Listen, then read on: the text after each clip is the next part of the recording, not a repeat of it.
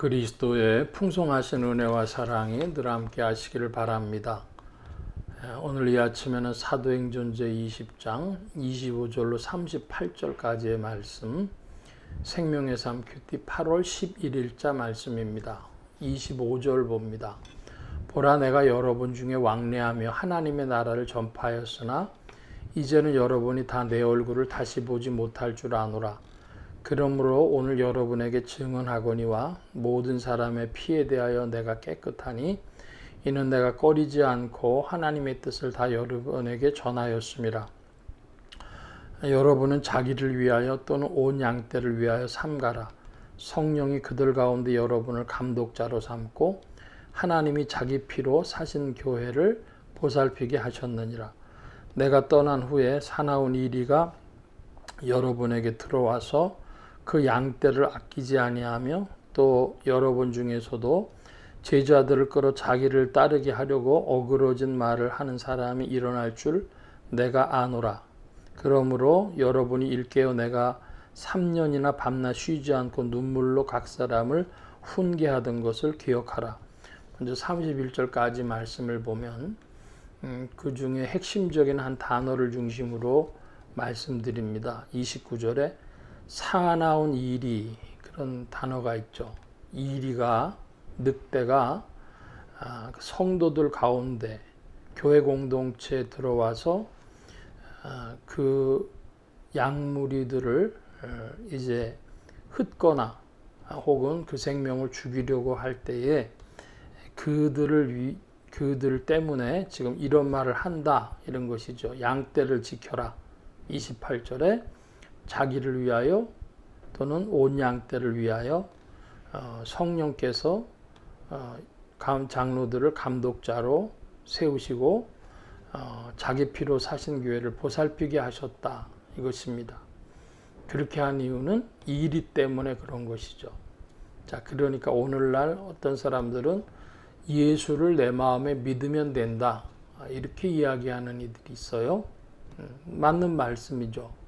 근데 그것이 교회를 이루어서 그리스도의 몸을 이루어 생명의 지속된 공급이 있어야 되고, 그 중에서도 그 이리로부터 자신을 지키고 이길 수 있도록 양떼들을 목자들이 돌봐줘야 하고, 그리고 그 이리 가운데로 또 오히려 양떼들 끌고 갈 자들도 있는데, 여기 30절에 보니까 여러분 중에서도 제자들을 끌어 자기를 따르게 하려고 어그러진 말을 하는 사람들이 일어날 줄 내가 아노라 그랬습니다.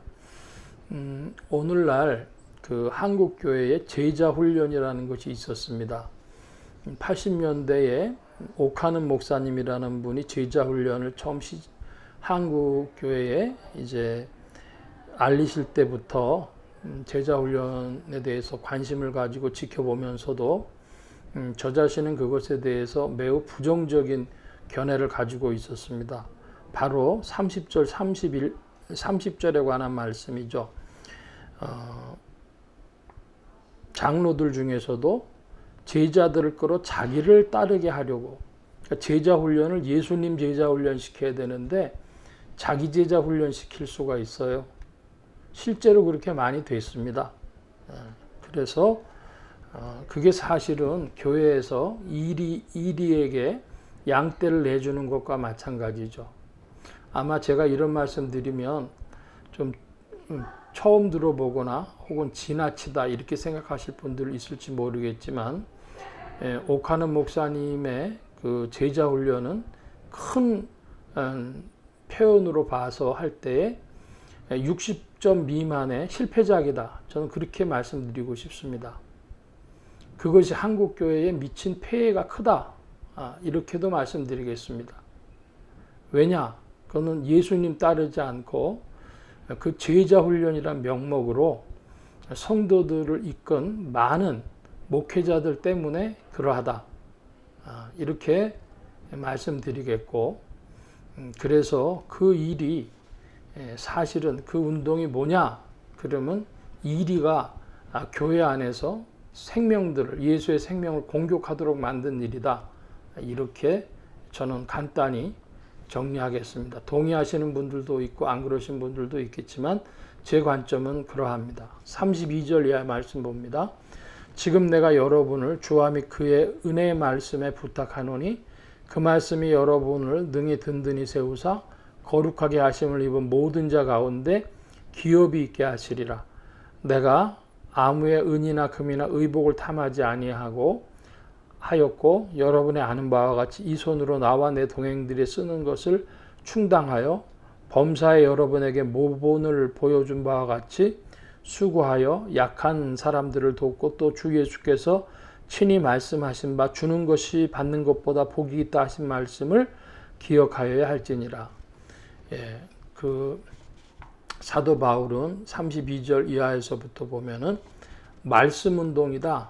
말씀께 은혜의 말씀께 부탁하는 것이다 라고 하는 것을 분명히 했고, 또 33절 이하의 말씀에 보면은 그 선교 비용 그것을 자기 손으로 감당했다 그런 표현을 합니다. 요즘의 표현으로는 텐트 메이킹 미니스트리라고 그러죠. 어쨌든 그런 선교 사역의 선교비의 문제를 자비량으로 해결을 했다. 그런 이야기입니다. 오늘날 목회자 이중직 문제가 있는데요.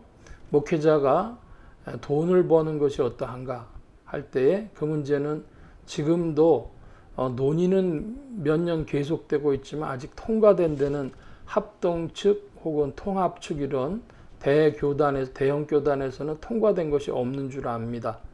여기에 대해서 심각히 고민해 봐야 될 텐데, 사도행전에는 선교비를 바울의 손으로 감당했다.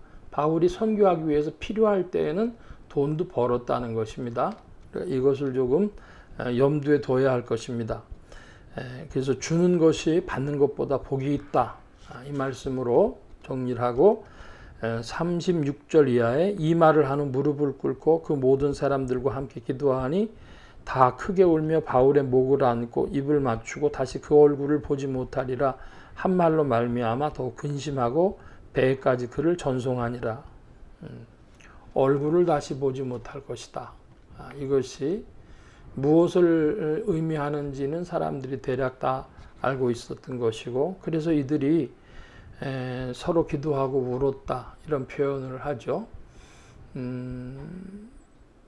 조금 다른 표현을 하자면은 동지애라고도 표현할 수 있겠습니다. 한국 사람들 쉽게 이해를 하자면은 그리스도 예수 안에서 같은 뜻을 품은 동지애, 그런 것으로 그들이 울었던 것입니다.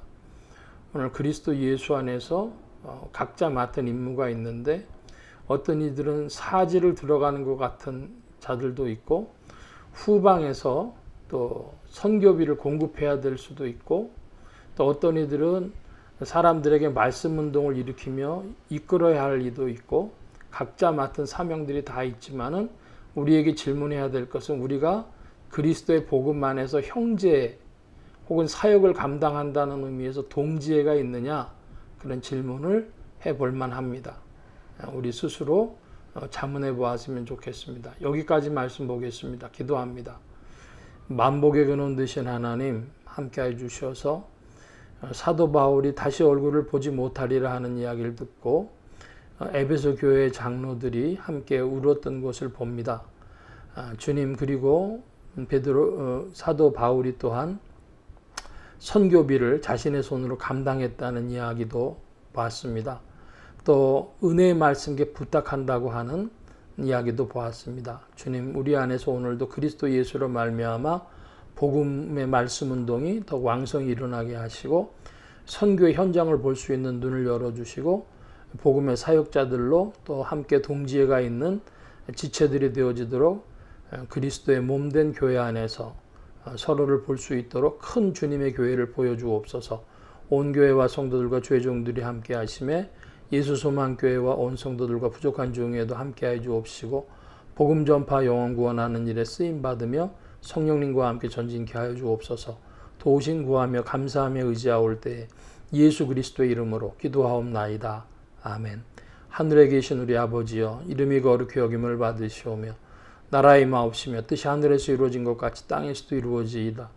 오늘날 우리에게 일용할 양식을 주옵시고 우리가 우리에게 죄 지은 자를 사하여 준 것 같이 우리 죄를 사하여 주옵시고 우리를 시험에 들게 하지 마옵시고 다만 악에서 구하옵소서. 때게 나라와 권세와 영광의 아버지께 영원히 있사옵나이다. 아멘.